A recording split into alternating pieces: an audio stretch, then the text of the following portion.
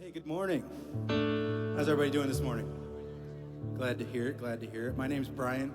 I'm on the music team here at Clinton Township, and we are going to continue our series on faith IRL, in real life. This week we're talking about faith in community, and one of the ways that we express our faith in community is by singing and worshiping together. So we're going to do things a little bit more stripped back this week. We're going to sing songs that are hopefully more familiar to everyone. And to start off, we are going to be doing a song called Firm Foundation. And Jen's going to lead us in that. So if you would, please stand and sing with us.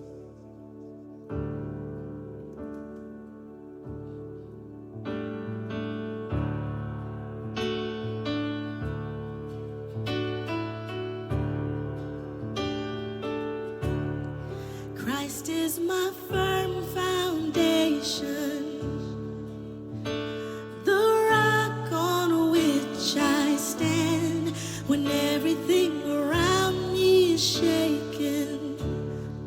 I've never been more glad that I put my faith in Jesus, 'cause He's never let me down, faithful through generations. So why would He fail now? He won't. He won't. I still have joy in chaos. I've got peace that makes no sense. So I won't be going under. I'm not held by my own strength, 'cause I built my life on Jesus. He's never let me down, faithful in every season. So why would He fail now? He won't. No, He won't. He won't fail. He won't fail. He won't. He won't. He won't fail. He won't fail. Christ is my firm foundation, the rock on which I stand when everything around me is shaking. I've never been more glad that I put my faith in Jesus, 'cause He's never let me down, faithful through generations.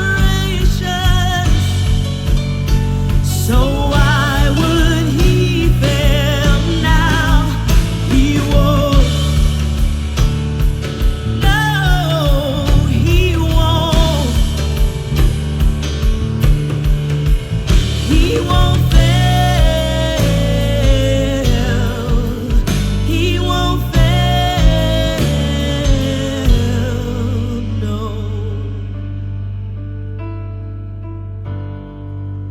No, He won't. Ooh.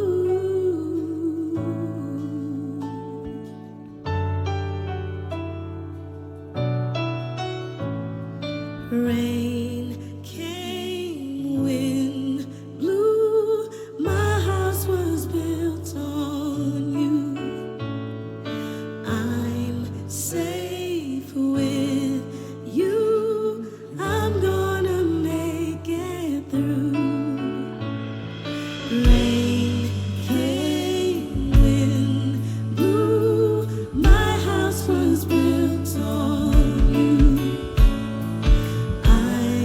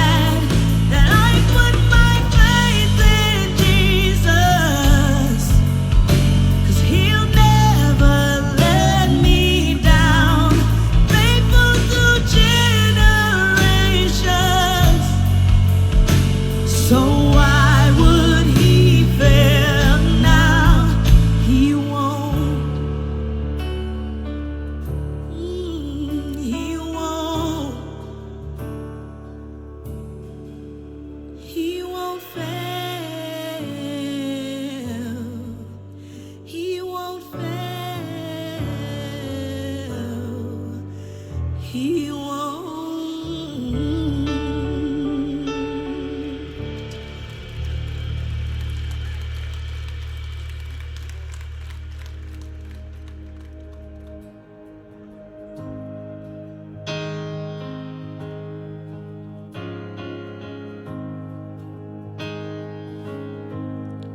I've searched the world, but it couldn't fill me. A man's empty praise and treasures of fame are never enough. And you came along, you put me back together. Now every desire is now satisfied here in your love. Oh, there's nothing. Oh, there's nothing better than you, Lord. There's nothing better than you, Lord. There's nothing. Nothing is better than you.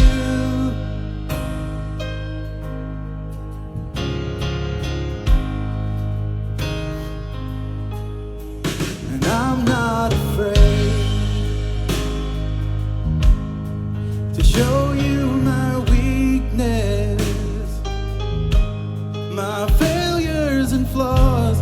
Lord, you've seen them all, and you still call me friend. 'Cause the God of the mountain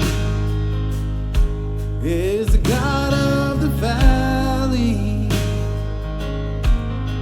And there's not a place your mercy and grace won't find me again. Oh, there's nothing better than you, Lord. There's nothing better than you, Lord. There's nothing. Nothing is better than you. Oh, there's nothing better than you, Lord. There's nothing better than you, Lord. There's nothing. Nothing is better than you.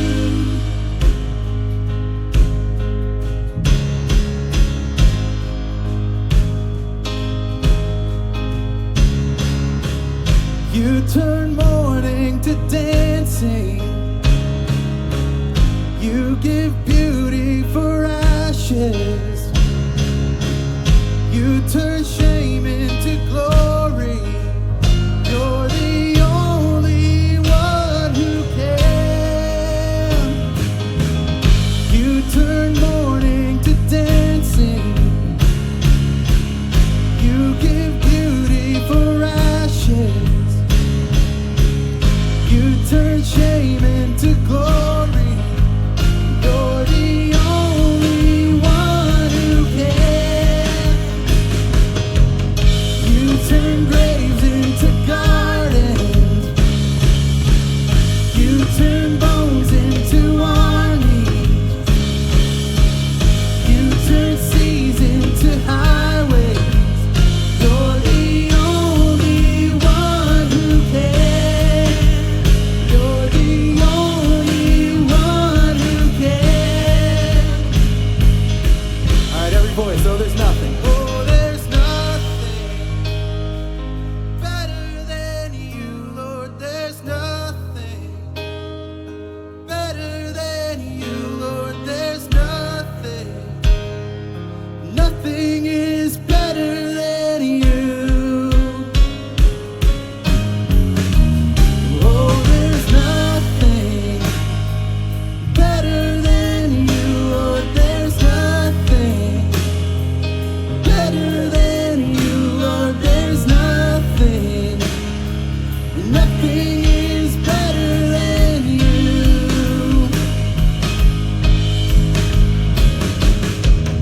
You turn graves into gardens. turn bones into armies. You turn seas into highways. You're the only one who can. You turn graves into gardens. You turn bones into armies. You turn seas into highways. You're the only one who can. You're the only one who can.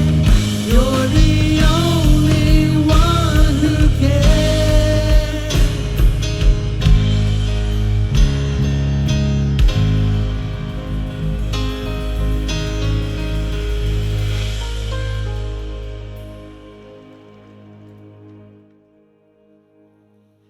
I just have to say, hearing you guys behind the stage just fills my heart because it's like the spirit is just in this room and it's amazing. So good morning to everyone. Welcome. I welcome you guys here who are here in person and those of you who join us online. My name is Eva Gomez and I am the Early Childhood Coordinator here at Clinton Township. So last weekend, the fellas were away at Man Camp at Spring Hill. Unfortunately, they didn't bring back the cup. They lost to Orion, but only by 100 points. Only by 100 points, okay? But next year, the cup is coming back to CT, all right? So fellas, bring the cup back to CT next year. But it was a great time for the guys. They got together, they heard powerful messages that were very challenging. They had amazing worship. They ate together.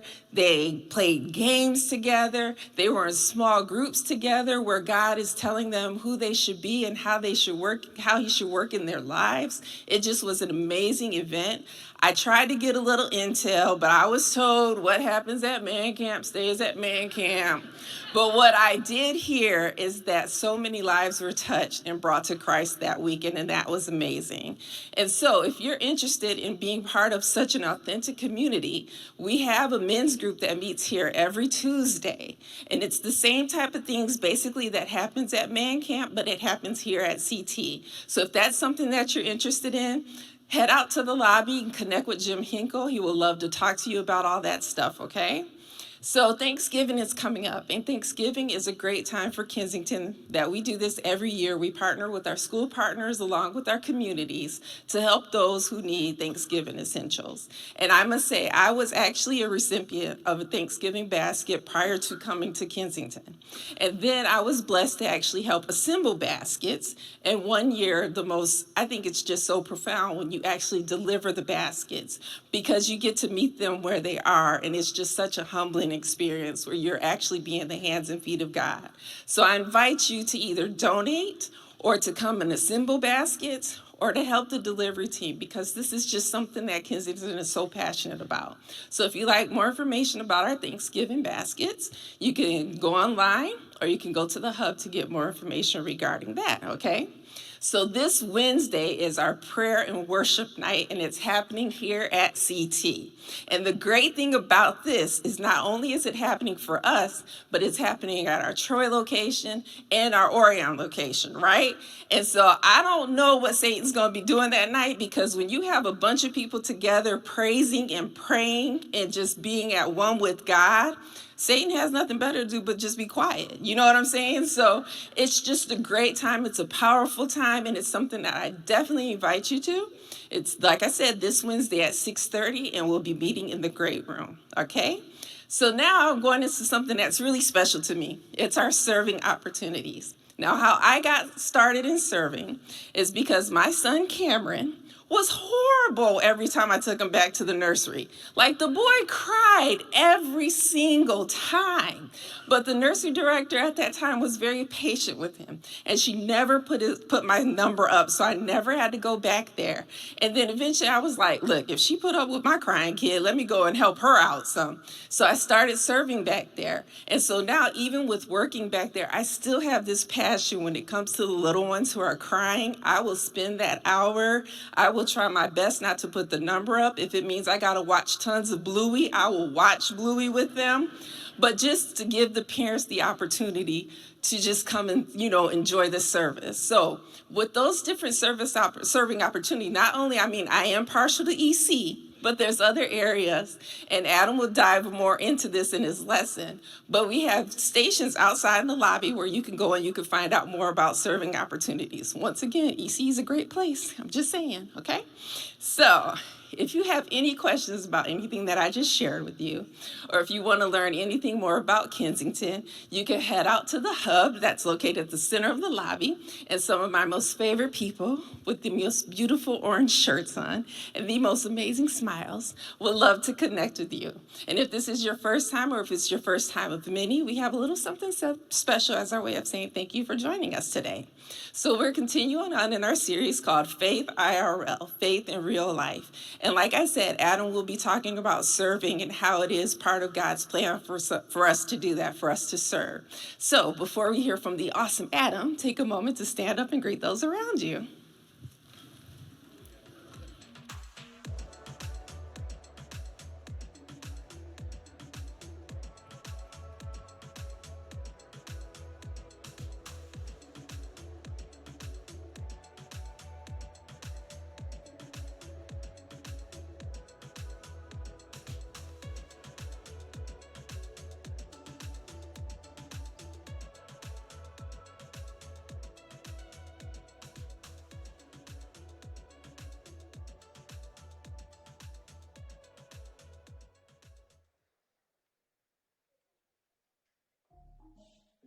We want real community with others, but we also want our way. James gives us a window into this divide by doing a heart examination. Pride versus humility. In James chapter 4, verse 6 says, God opposes the proud, but shows favor to the humble. James is challenging us into a different way of thinking and living.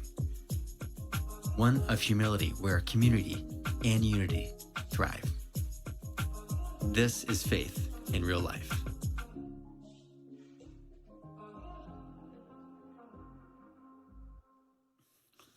Good morning. How are you all? Good. For those of you who don't know me, my name's Adam. I'm part of the team here. I'm just really glad to be able to start part of our day with you.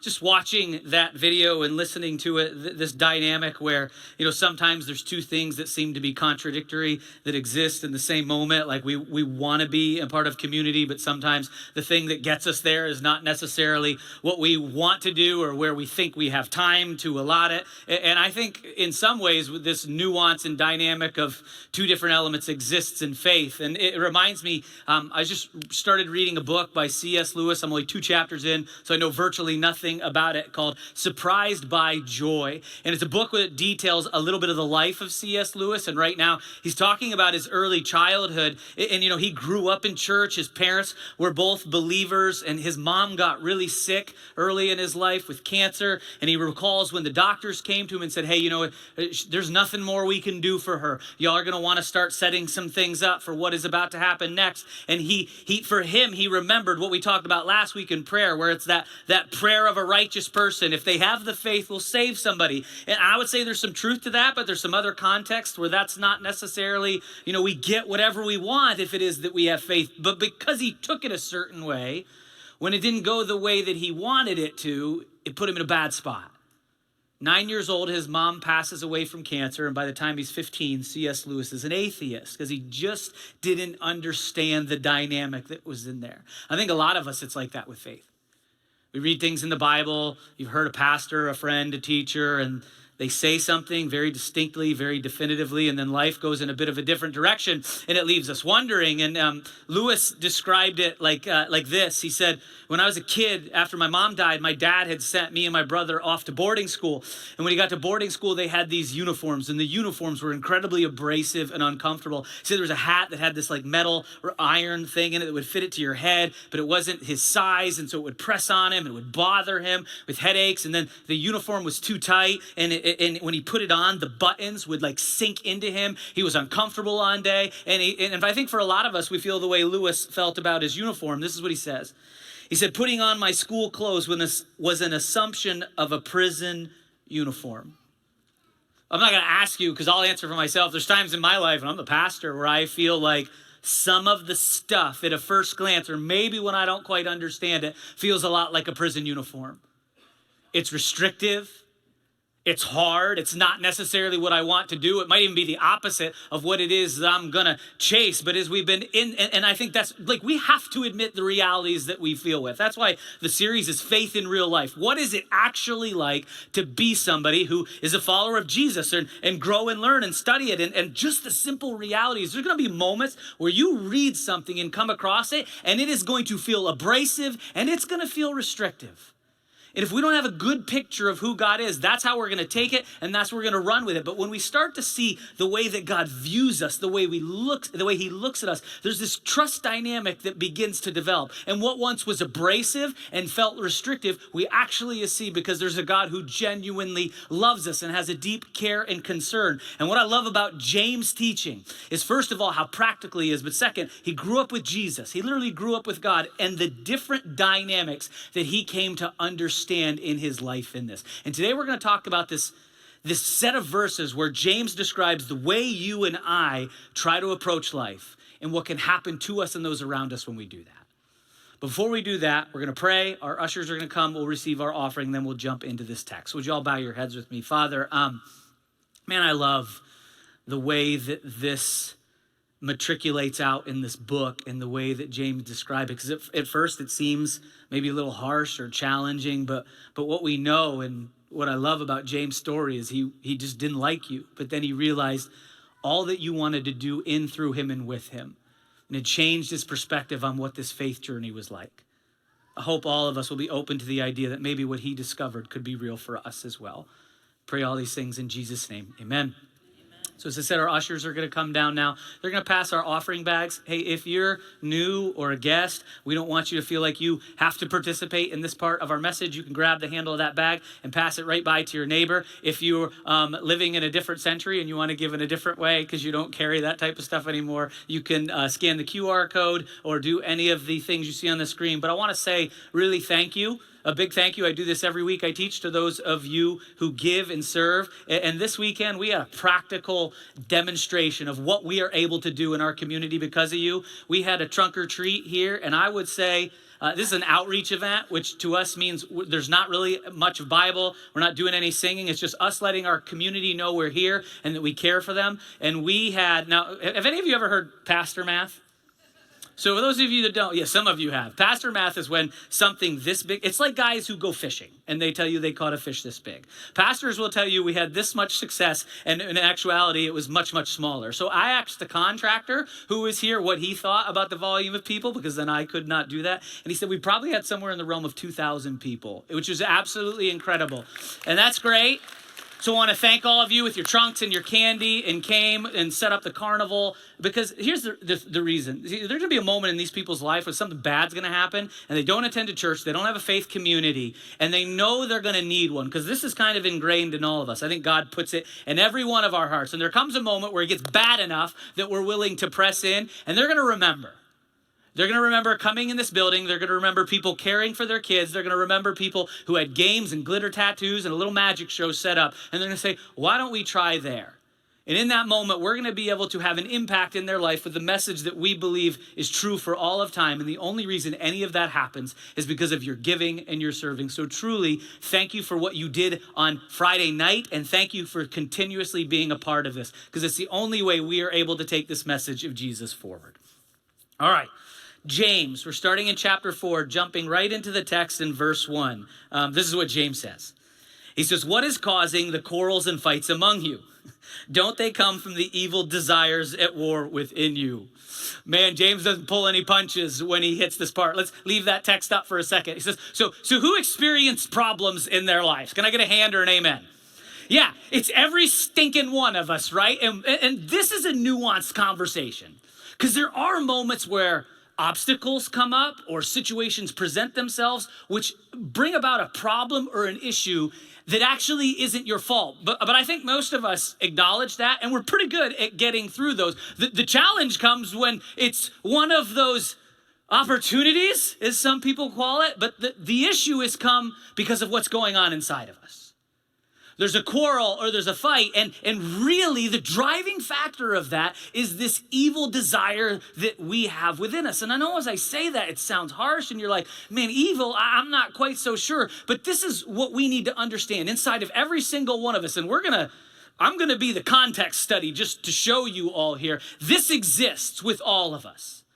For as long as we live on this earth in its broken state until the day that Jesus comes back to bring those of them who have decided to follow him, we are going to deal with the brokenness of this world, not just with other people doing things that harm us, but with us being the facilitator of the evil that then presents itself to other people and causes problems and situations. And the reason that I know this is true is because I'm just as guilty of it as anybody in this room.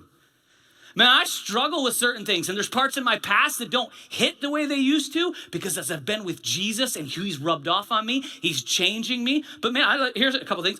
Pride.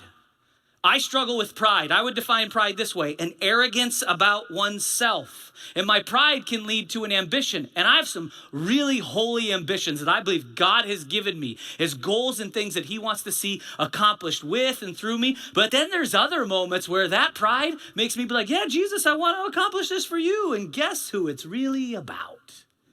Me. Where I need to check my motives. I need to see.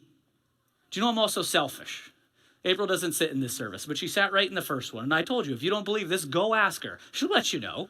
Now, am I working towards being better at these things? Absolutely. And are there things in my past that used to hit me that aren't quite as much? For sure. I struggle with greed. I struggle with lust. I struggle with anger. All sins, evils that would pop up in my life to war against me, to war against my family, to war against friends and relationships I had. And remember, James is not writing to just some group of people that have no understanding of the gospel or who Jesus is. He's writing to church folk who had left.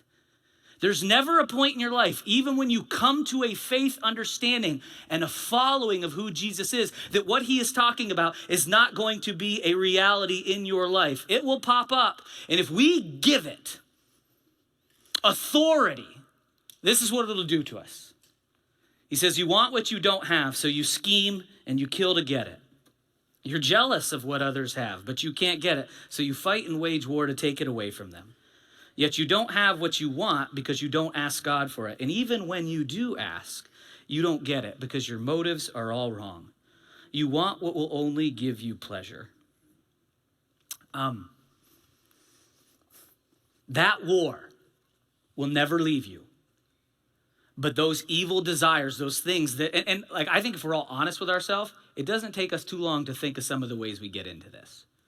Like we might like it and we might like the end result, but we can think of people, relationships, people close to us, and people that we don't even care about, where we understand that our method of trying to achieve or get something has caused exactly what it is that James describes. And the Bible calls that sin. And really all sin is, it's a term that means to miss the mark. Like in time, God laid out this plan, and this is where it gets hard, because sometimes, faith in real life is I don't really want to do this, or maybe I start to want to do it, but I still struggle with it, and we miss the mark that God has for us. And even sometimes we're not sure that there's love in it, and we miss the fact that God, in creating boundaries of what sin is, isn't about just some obligatory of following the rules, but because he has a deep love for you, he sees what your pursuit of that thing will lead to. Quarrels, fights, evil. So he said, listen, I want you to stay away from this, because as you do it, as you are closer to me, your dynamic will change. And the way that happens is with us being with him. But it's hard in real life. It's hard because we all have schedules. Can I tell you, Friday night, I was getting ready to go. I didn't want to go. I zonked. Like at man camp in the weeks leading up, I taught 3 times. I taught in another church. Like you are going to struggle. So sometimes we just have to acknowledge that and admit it, because then when those situations present themselves, it puts us in a place, in a position to maybe respond in a different way, a better way than we have in the past. And, April yelled at me and told me to get in the car. So down to Trunk or Treat we came. But here's the thing. There's 2 kingdoms that exist in this world. There's the kingdom of heaven, which gives us the details of how to live a life like that. And then there's the kingdom of the world, which is contrary to every single thing that you will find in it. And what we think is the kingdom of the world, because it promises like pleasure and not as much pain. And as we pursue those, they do alleviate some of the pain, but they always leave us lacking. And that's why God steps in and he says, you want a better way. I'm not saying it's easy. I'm not saying it's ever going to be without struggle and strife, but as you pursue me, I'm going to move you away from some of these evil desires. And though it may not seem like it in the moment, because you will pay a consequence at times for doing it Jesus' way, will always result in something better for you and other people relationally. But in the world, the way that we've seen it done is the authority and the power uses it to get it its way, which is contrary to what Jesus would have said. In speaking with his disciples in a crowd, he says this in Matthew chapter 20, verse 26. He says, you know that the rulers, the people in charge in this world, they lord their power over people.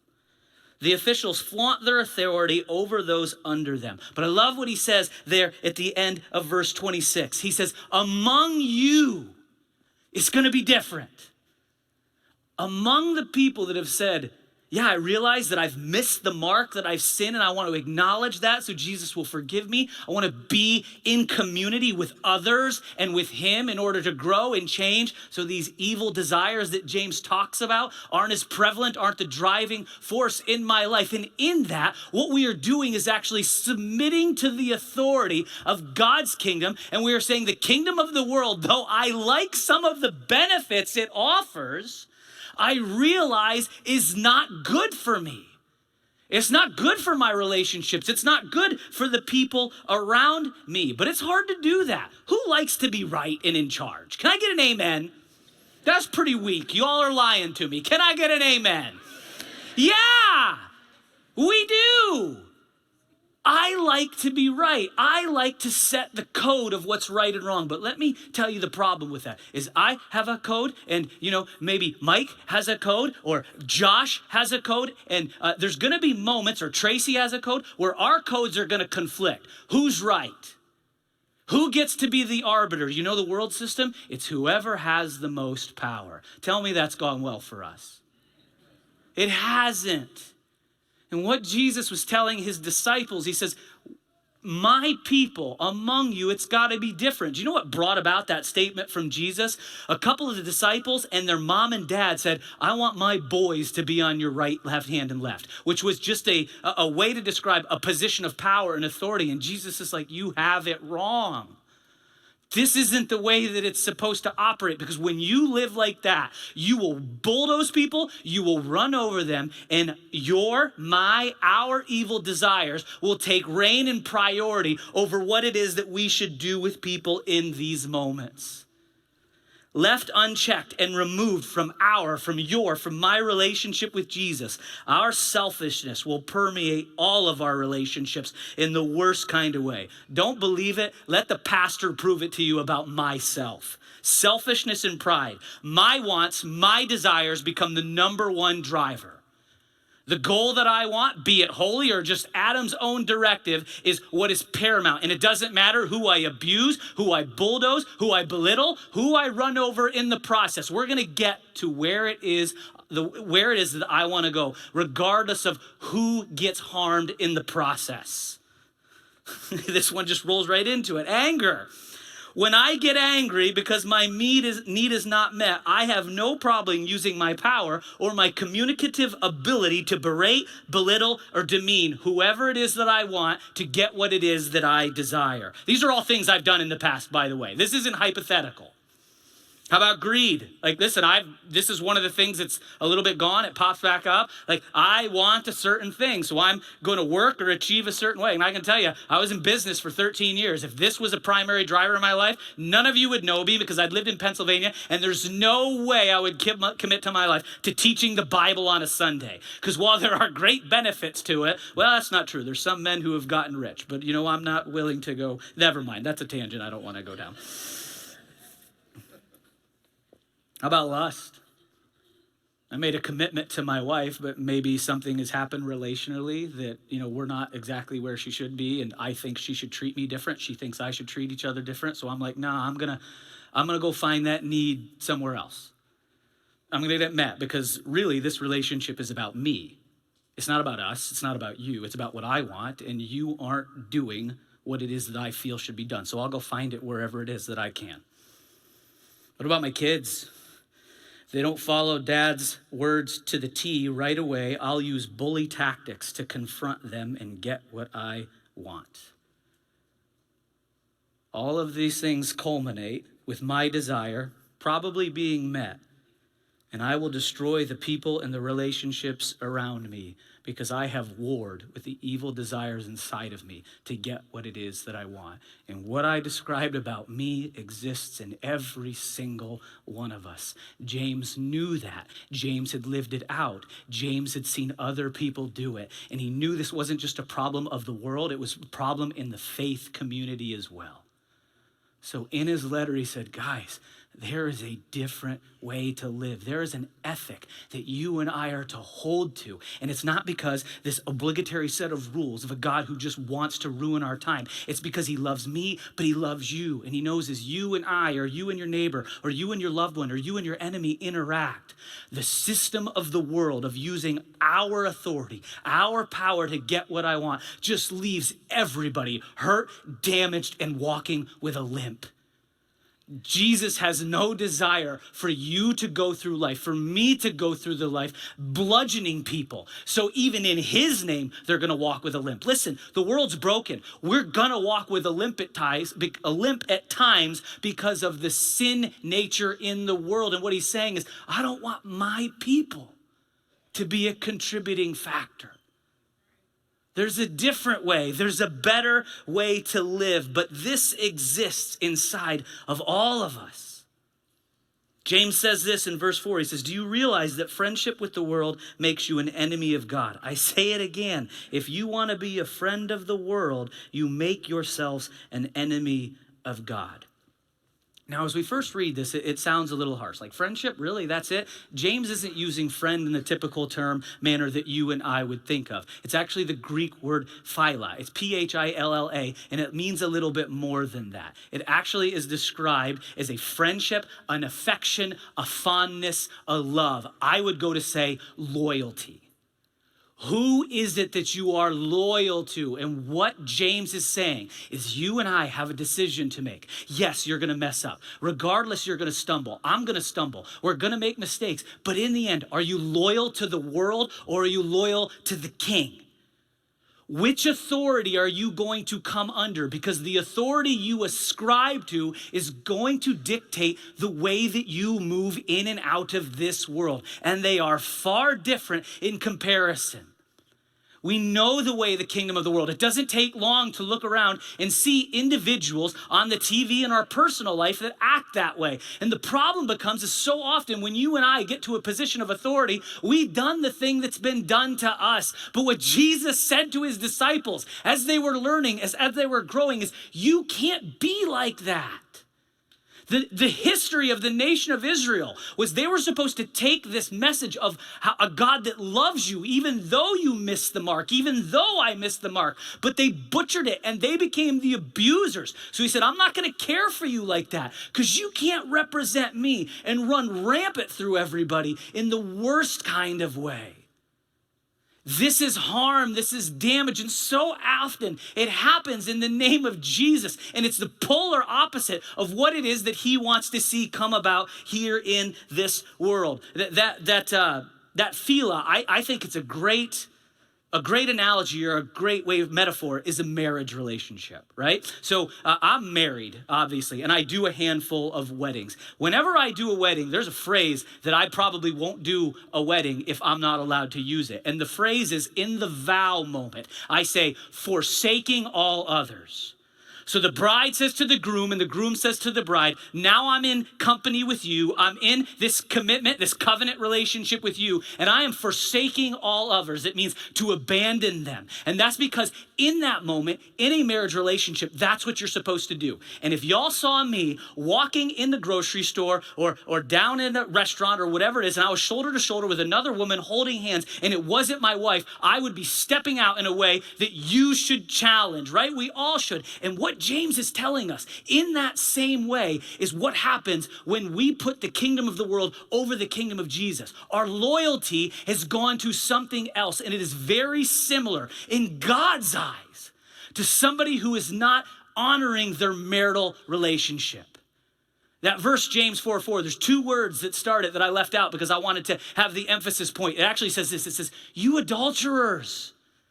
You adulterers. And it's not that, the great thing about God is when we do this, his disposition is always he wants us back. He's never casting us off and saying, your sin was too egregious, I'm done with you. He's always standing there at the door knocking, right? Like, okay, if you do this, I apologize, but it's such a good sermon illustration, I have to use it. It's political season, so, people come knocking at your door very frequently. I'm pretty sure we could solve the debt problem if we just got rid of all the mailers for Trump or Harris that I get in my mailbox every single day, right? But there's people just constantly coming after me with these types of things and these descriptives. And I was going somewhere with this, and it's completely lost to me now, and I have to go back to your notes. That happens. Pray for your pastor as he stands up here buying time. Right? But so often we are petitioned, right? But what God is he's like one of those individuals in the best kind of way. Like think of it as your porch and you have this step. And I think there's moments in your life where God is there and he's knocking. And you can hear it and you have a decision, open the door. And then there's moments where he is banging on the door because he knows what you're about to walk into. And he knows how it can hurt you and how it can damage you. And as a loving father, even if you're not committed to following him yet, his desire is in no way that you venture down that path. And then I think there's moments he says, I'm gonna step back. I'm gonna let you do it. And I'm gonna let it crush you. I'm gonna let it break you. But when it does, I'm coming right back up to the door to knock, to let you know I want to be there. I want to help. I want to pick you up because even though you've warred, you've missed the mark, you've done all of these things that are against what it is that I've taught, man, I love you still in such a way that I'm always there extending a hand for the moment in whatever grime and garbage you are in, that I will lift you back up. And as you are with me, I will start to teach you about this kingdom of heaven, this organization called the church that started after Jesus came and left. And in that, it's not because he needs anything from us, but because he wants something deep for you and I, that he invites us into this dynamic where whorls and quarrels and all of this stuff is no longer the driving force of what's going on inside of you and me, because there is something far better. But in that, we cannot be people who are serving two masters. That idea of the spouse. This is what Jesus says, Matthew 6:24. He says, nobody can serve two masters because you will hate one and you will despise the other. Man, we don't understand necessarily how deep it is that God feels about this. Now, listen, does that mean that there's something wrong with the joys that the world offers? There isn't. Actually, a lot of this stuff is created by God in order for us to have for joy, for happiness, for pleasure. Where we get it twisted is we move outside of the guidelines or the boundaries that he has set. And we become loyal to our own way and loyal to the world. And here's the reality. When our loyalty moves away from God into something else, loyalty to the world will lead to harm.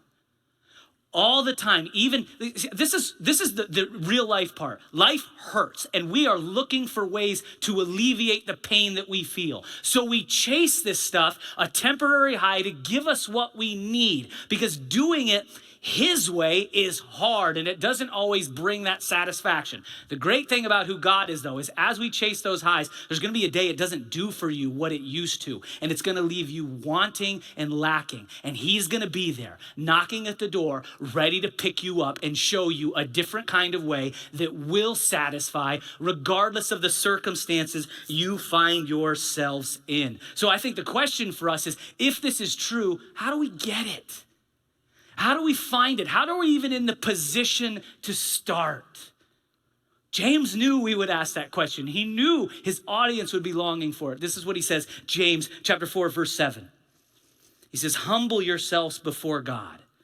Resist the devil and he will flee from you. Check out this next part. It's so important. Come close to God and he will come close to you. I think a lot of us think we need to obey and listen, there is goodness in the rules in it, but God's not looking for you to come and just be obedient. That will come, but he wants you just to be with him. Like, he wants you in his presence, because you are in his presence. Who he is can become who we are. But in order to find that, we have to humble ourselves. We have to be people that approach him in humility, acknowledging that we don't have all of the answers. See, when we humble ourselves, we are in a position to hear from God. Listen, the moment you humble yourself, you are positioned to hear what it is that he wants to say. And sometimes it'll be positive. It'll be an affirmation. It'll be something to build you up. And sometimes it's going to be, hey, the wars, the ways you've done it aren't going to work. And I need you to move out of this. Not because I'm trying to ruin what you think is good, but because there is a better plan for you. And when you live the way you have previously, you can't find it. But if you humble yourself and come to me, I will show you the way. Humility is such an important part of this process. In order to find what it is that God wants, I think sometimes we also have to acknowledge where we have loved the world more than God. Where is it that I have said, you know what? I know Jesus, I know God, this is the right way, but this is fun. I like it. And you can do that. And I think God in his mercy will let you until it no longer gives you what you want. But if we humble ourselves and just acknowledge, maybe we don't even know, but we're open to hearing from him, we will be in a position to receive and to hear and to change the dynamic that James described in the earlier verses here in the text. Humility is so important in this process because it's the only way to follow James' teaching, is embracing a humble position where we don't have all the right answers. I've got twins who are 6 years old. They love baseball. Warms my heart. Loved playing baseball growing up. Had some moderate accomplishments in it. But as we're playing, they have communicated they want it to be more than just fun. They want to learn and to grow. And so there's ways I tell them, like, you have to do this when you hit. You have to do this when you throw. You have to do this when they catch. And they don't want to.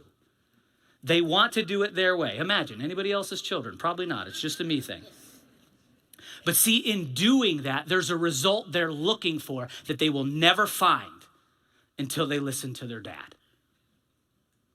I think there's a result you and I are looking for, and I'm just telling you, we won't find it until we humble ourselves to the one who knows how to get us there.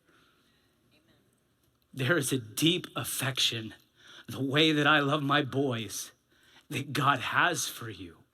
And in this, he is asking you to come close to him so he can show you, to find what it is that you've always been looking for. But in order to find it, this is what we have to do. James chapter 4, verse 10. Humble yourself before the Lord. But check out the next part. And he will lift you up in honor. This is his heart. This is he wants to do for the person who is willing to approach him with a position of humility. Where you've missed the mark, where I've missed the mark, God wants to take away our sin, our past, our brokenness, and those shortcomings that we have had to strengthen us. I have mentioned a bunch of my sin. Y'all are going to get to know me probably more than you want to today. Sorry, it's who I am. It's a little not fun for me too, but before I was ever a pastor, one of the ways I served my local church, I was in kids min too, so we could use some of you there. I'll get to that. But me and a buddy led a men's group, and it was men's leadership. I was in business, he was an attorney, and it was a pretty significant commitment. But I always started it off the same way, and I talked about my struggle with lust for a decade. I told them what I did. I told them what I was a part of, and I told them what God had moved me out of. And the reason I did that is because I know through our stories, we're all in this boat where we struggle with similar or same things. And sometimes we just need somebody to lead us down the path, to show us what is possible. A preacher named David Schultz said this. He says, humility allows us to face our shortcomings without fear, turning our weakness into wisdom and our sins into stepping stones. This is what God wants to do in your life. He wants you to quit waging wars, me to quit waging wars in the way we have, because he wants those things to be the stepping stones that lead us deeper with him so we can show other people to find what it is that we had. But in order to find that, we have to be people who are willing to humble ourselves, admit where we have messed up and missed the mark. So my challenge, my question for you is this: what is the practice of the world that you need to turn away from? What is the behavior? What is the attitude? What is the demeanor that has been prevalent that you know just doesn't help? It harms you. It harms those around you. I think God's invitation is to you is not worry about the rule. He says, acknowledge that and be with me. As you are with me, I will teach you how to manage and deal with this obstacle that has caused the quarrels and the strife in our lives. And as we do that, he will press in, and it won't be just that. It'll be other things that he reveals to show us a different kind of way to operate in this experience and environment we are in. One of Jesus' disciples, a man named John, said, if we confess our sin, he is faithful and he will forgive us of our sins. And then he will take you on a journey of reshaping you and me into something different than what it is that we have found ourselves a part of. And I would love to sit up here or stand up here and tell you it's going to be easy, but it's not. It's a hard journey where you will hurt, and there might even be a moment where you are broken. And when you hurt and when you are broken, listen to me, because this happened to me. It's the opportunity that he's looking for, because then he starts to graft you back together. He starts to stitch you with his ways, his meetings, and his dynamics, and the things that used to break you become the things that you walk into with others because you know how to navigate through them in a way that can help them receive what it is that they long for, even if they don't know it. This is who God is, and this is what he wants to do with every single one of us if we will only be willing to approach him with a humble heart. Like, listen, this is what we're building here. A church of broken people who are imperfect, who acknowledge it and say, the way I'm going to get there isn't necessarily by obedience to the rules. Yes, that will be part of the process, but after I am with Jesus so he can change me. And we want to invite you to be a part of that community. As we serve and as we operate and as we move, this is what it is that we want to see happen in our lives. Philip Yancey wrote a book called What's So Amazing About Amazing Grace. And in this, he describes the community that we are striving to be a part of. So I want to share just what he wrote very briefly with you to describe it. He talks about, as a pastor, there was this woman and she was caught up in prostitution because her life had been hard and wrecked her in the worst kind of way. And he wanted to see her find what was available. So he converses with her and she tells him his story and he says to her, did you ever consider going to the church? And she said, I already felt bad. Why would I want it to hurt even more? That's not who we're going to be. Yancey said this. He said, what struck me about my friend's story is that women, much like this prostitute in the Bible, fled towards Jesus, not away from him.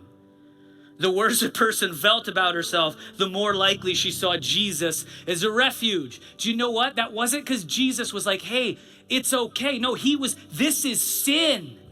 You've missed the mark, but in missing the mark, I want you to understand the way that I love you. And in that, people that sinned in what we would view as the worst kind of ways ran toward Jesus, not away from him. And that's what we're building, and that's what we want y'all to be a part of with us. Yeah, Eva said, we're going to talk about serving. We are. As you journey in your faith with Jesus, church has to become not just about you, but more about other people as well. And the way that happens is we say, you know what? I can help. I can be a part of it. I think sometimes the rub is we look at like big kind of mega church environments and we think they have it all together. Can I tell you, there's mornings on a Sunday, we hold this place together with duct tape, Band-Aids, and WD-40. Can I get an amen from all the shop owners in the room? Right? Like this morning, we had nobody for 3rd and 4th grade. Like, we need people. And I think that God wants to give us more individuals who have been quarrelsome and in the worst kind of way that don't even know that he's going to challenge them with the sin in their life. But the only way we will be able to help them is if all of us, the body, comes together and uses what we've been given. So this is my ask of you. After the service, go to the lobby. There's these tables, and we have cards with the different places that you can serve. If you've been coming for a while and God is poking at your heart, go and sign up. Ask questions. Our staff is going to be out there because we're only able to do this as you come through. I mean, I know we have beautiful arts and productions. We need people that can play instruments, people that can sing, people that can run cameras, be behind the scenes. Man, we have such a burden for our young people. We need like 6 to 10 of you to be a part of our students ministry where they can come every week with people who care about them and who are committed to being there with them. We need individuals that can hold babies like Cam so that his mom can be in the message. Others of you can teach children or adults. Like, I'm telling you, you have something in you. You don't think you're needed. You don't think you have the ability. That's a bunch of crap. You were created and crafted to be a part of the church, the organization that God has established to make his name known. And my hope for you, my prayer for you is you will jump in with us and be in a place where I really believe that God has ordained from you for a season or maybe a longer time to minister in the exact same way I do to y'all, to others. So they might know this Jesus that the prostitutes and the tax collectors and the worst kind of people ran towards. That's who we're going to be. We want you to come alongside and be a part of that with us.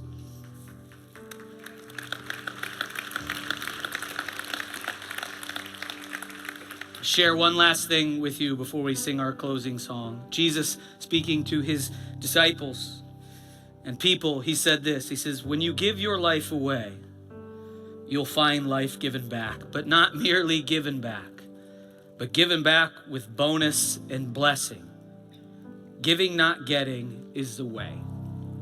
Listen, a lot of you, and there's some people I want to acknowledge, but I don't want to let the rest of you out. You might be in a season where you just need to sit in here for a while, and that's okay. But a lot of us have been sitting for a while, and there comes a point in our journey where it no longer is just about us. It's about others. It's like the greatest pyramid scheme ever, where we come and we receive and then we help so that other people can find what it is that we've found. I hope that you will be a part of this with us. This last song we're going to sing is a mashup of 2 songs. The first part is called Made for More. I don't know what your struggle is. I don't know what your problem is. I don't know the burden you carry, but I know, I know mine were great. And I know what God wants to move you from and to. I think all of us were made for something more. And for a lot of us, one of the first steps, maybe a deeper step, is pressing in with us and being a part of what it is and then watching to see what he does from there. When we do that, our response will be, wow, Lord, there is a greatness to you that I never understood or thought. But thank you for opening my eyes to it. I hope y'all will be a part of this with us. Let's pray.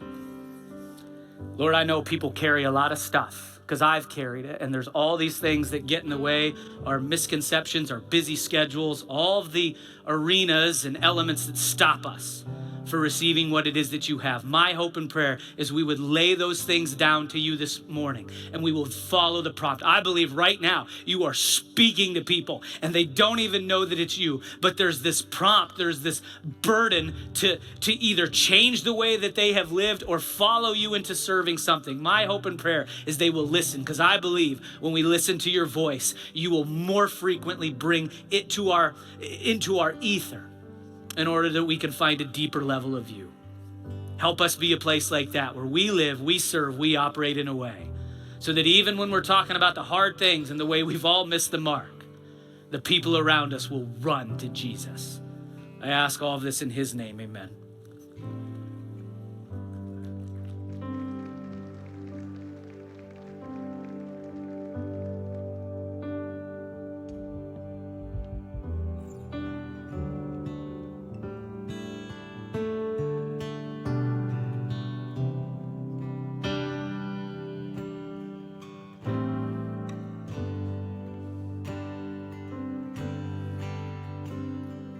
I was made to be tending a grave. I was called by name, born and raised back to life again.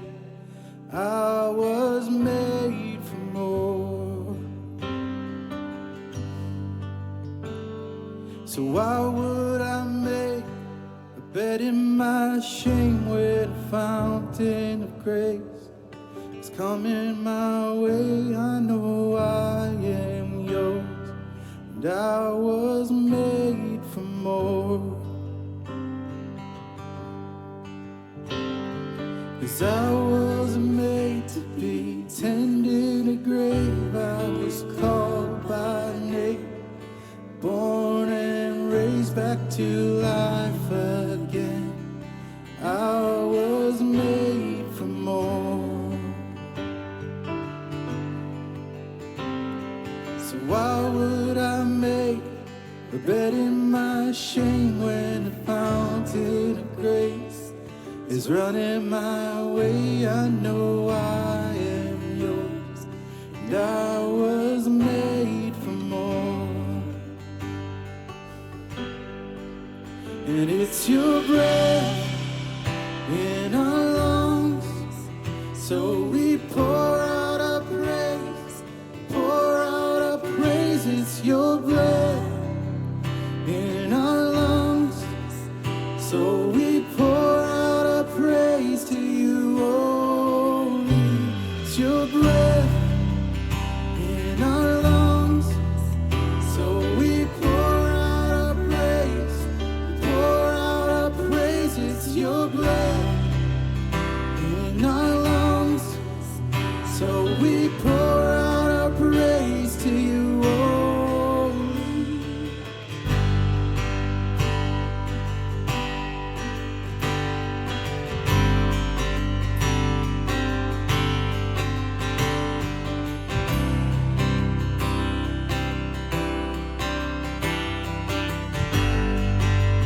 Sing all the earth. And all the earth will shout your praise. Our hearts will sigh, these bones will sing. Great are you, Lord. All the earth will shout your praise. Our hearts will cry, these bones will sing. Great are you, Lord. All the earth will shout your praise. Our hearts will cry, these bones will sing. Great are you, Lord. It's your breath in our lungs, so we pour out our praise, pour out our praise. It's your breath in our lungs, so we pour out our praise to you only. It's your breath in our lungs, so we pour out our praise, we pour out our praise. It's your breath in our lungs, so we pour out our praise to you only. Great are you, Lord.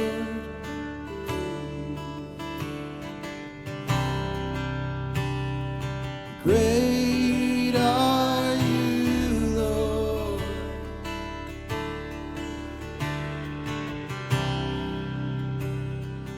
Great are you, Lord.